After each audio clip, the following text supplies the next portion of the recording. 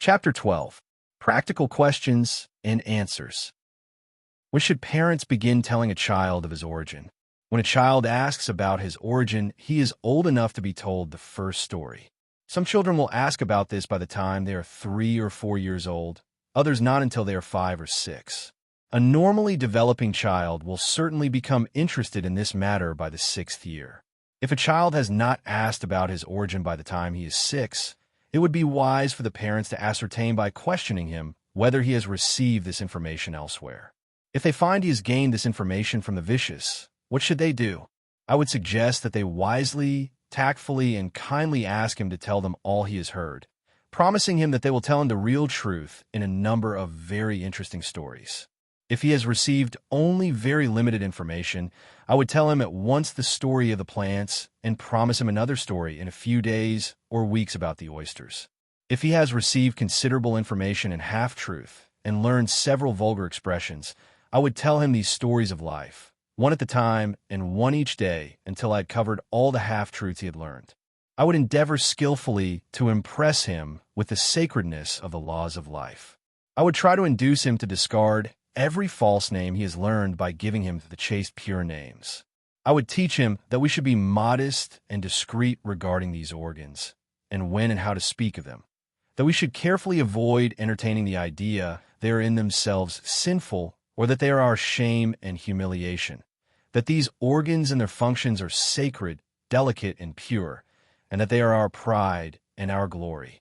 If this advice were universally followed by teachers, ministers, and parents among all children over 10, youths and adults, it would immediately reform and purify society. If a child, especially a boy, is not fully satisfied with the information contained in these stories and should ask for a more detailed explanation of the child's origin, how would you answer him? I would first try to decide whether the child is prompted by natural or morbid curiosity. If the child is sincere, very bright, and inquisitive, you will have a very pleasant task, and one that should result in only good to the child. I would start with the plant and show just how the two natures reach each other in the seed. Then I would pass in my detailed explanation to the oyster and fish. I would call his attention to the real, visible examples of mating among the insects, birds, and domestic animals. I would call his attention to the father and mother of insects and birds as they build their cells and nests to receive their eggs when laid. I would call attention to the fact that food is stored up in the egg or cell for the young before and after it is hatched. I would call his attention to the fact that among the animals where the young is born alive, that the mother furnishes the young with food before it is born. If the child has witnessed the mating of the birds and domestic animals, and this is explained to him in detail, the necessity for a detailed discussion of human mating will be avoided. The child could be informed that human mating is practically the same. If the child is prompted by morbid curiosity, the task is a more difficult one. The ideal results are not so certain, but the above method is the only one that can be safely followed. To be able to give sex and social purity truths effectively to children and youths, what qualifications should parents and teachers have? They should have tact or skill. It is possible to approach them in such a way as to do great harm. This qualification comes to one as a result of careful study of these subjects, the consciousness of personal responsibility, and a realization of the child's need of being safeguarded by a clear knowledge of the truth. 2. They should be able to discard all words and phrases they learn from the ignorant on the street and playground. They should be able to use a chaste, simple, scientific sex vocabulary. 3. They should be free from all mental and moral taint. No one can tell or willingly listen to a lascivious joke and then be able to tell effectively a child of his origin, the functions of his sexual system, and his temptations and dangers in connection with them. Would it be safe for all parents and teachers to give sex information to children? It would, if all possessed the qualifications mentioned. A thief is not the proper person to teach honesty to a child. A liar is not the proper person to teach truth. A tobacco-using father is not the one to teach his boy not to use cigarettes.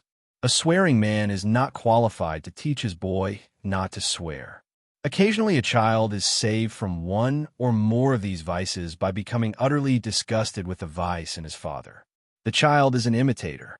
The child is quick to detect the difference between teaching and practice. One must practice what he teaches if he expects his child or pupil to accept and follow his teaching. If parents and teachers do not possess these qualifications, what should they do? It is their duty to prepare themselves for this service.